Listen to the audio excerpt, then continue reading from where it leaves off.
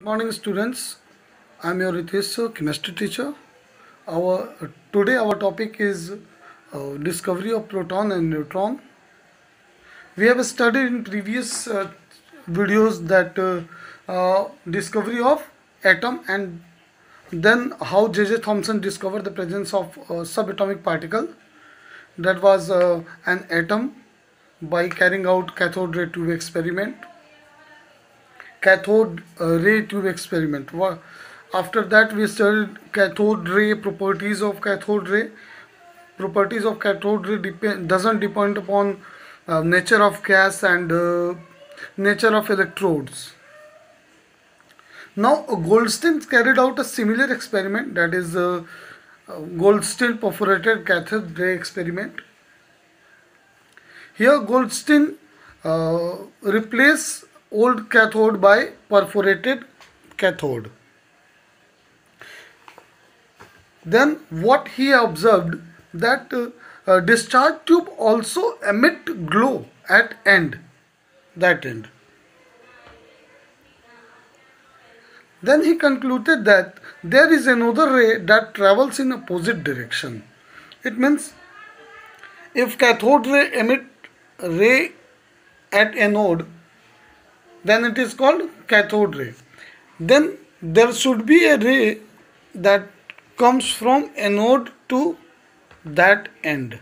That is our anode ray, or we can say canal ray. Why it is canal ray?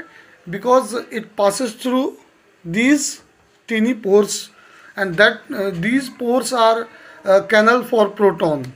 Okay. Now, what is the nature of anode ray? Nature of anode ray depends on. Actually, unlike cathode ray, the positively charged particle depends on nature of gas present in cathode ray tube. These are simply the positive charge gaseous ion. What it means? It means that nature of gas. Unlike cathode ray, anode ray depends on nature of gas. And second point is material of electrode. If we change material of electrode, then anode ray also changed. Means anode ray also depend on material of our electrodes. After that, what he observed, the charge to mass ratio of particle is found to depend on gas. Some of particles, positively charged particles carries a multiple of fundamental unit of electric charge. After that, the behavior of these particles in magnetic or electric field is opposite to that observed in electrode or cathode ray. It means nature of atom depends upon material of electrode and nature of gas. The nature of anode ray, you can say that nature of anode ray is opposite to of that of cathode ray.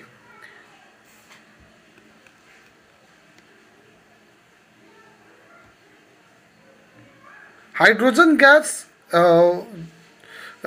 smallest the light positive ions. It means hydrogen gas produce smallest and lightest positive ion.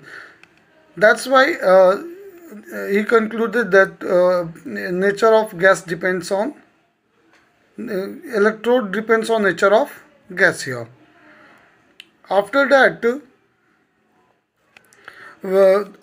scientists assume that mass of atom should be equal to mass of proton plus electron, because there are two experiments, discovery of electron and discovery of proton, conclude that mass of atom is depend on mass of proton plus neutron.